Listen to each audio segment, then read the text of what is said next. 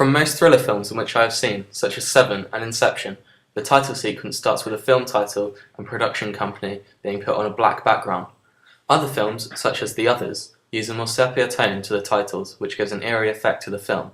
We decided to incorporate this into our production logo. We added a sepia effect to the logo, which helped identify it as a thriller genre. Often in thriller films, the logo fades onto the screen and then fades out again. This is present in our film name when it fades in and out with no sound. Panning shots are used to direct our attention with the flow of the camera.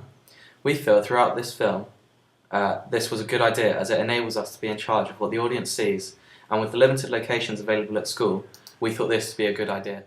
In Quentin Tarantino's Death Proof, the opening sequence uses a single track shot which follows the character, and although the nature of the scene is a bit different, the concept is still the same. Both our film and Death Proof use the track to direct the attention of the audience in the direction that is intended. In the iconic ear scene of Reservoir Dogs, the use of a panning shot is very effective. We see the antagonist walking and dancing around the victim, and a similar scene in our film is when my character is looking at the camera, then when I turn my head to the left to look up at the terrorist when the bag is put over his head. I feel that this technique is often used in thriller films, so that the audience has a chance to relate to the scene, as it involves the audience more than other long shots, because it makes us feel as if we're present. Our shot follows the same speed as they both move across the scene at a slow pace, which creates a tense feeling about the shot and keeps the audience involved.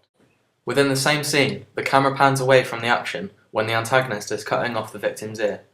This, I feel, challenges the typical thriller convention, as it is more generic to the action and violence in thriller films, which makes the film tense.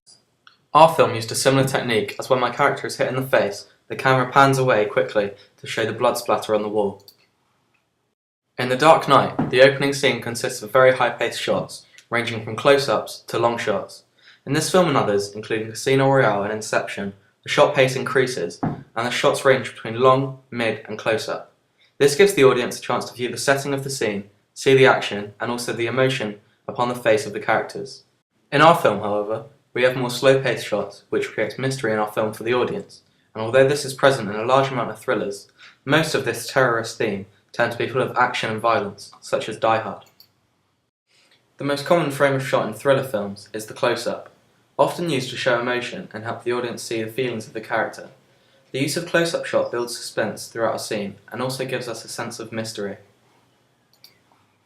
Another common shot type is a long shot, which is used to establish a scene and allow an audience to know where the setting is. In our film, we challenged this stereotype, as the only long shot was at the end of our film, apart from one in the chase scene, as we see the characters run away as the camera pans from a mid-shot to a long shot. On the other hand, the use of long shots is more prominent in mixed genre films, such as Skyfall and Die Hard.